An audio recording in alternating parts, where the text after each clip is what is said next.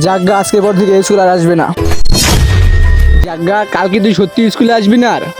হ্যাঁ, কারণ আমার বাবা আমাকে আরো বড় স্কুলে এডমিশন করিয়ে দিয়েছে। জাগা আমাদের তোর মনে পড়বে না? ওখানে গিয়ে আমি আমার লেভেলের মতো বন্ধু বানাবো, তোদেরকে আর মনে করবো না। যা, এটা দেখে তো জাগা অনেক খুশি হয়ে যাবে। জাগা আই দেখ, তোর জন্য একটা গিফট এনেছি আমি। কিছু দেওয়ার থাকলে দামি কিছু দিতি, চাই না এটা। যা, জাগা তো এরকম ছিল না।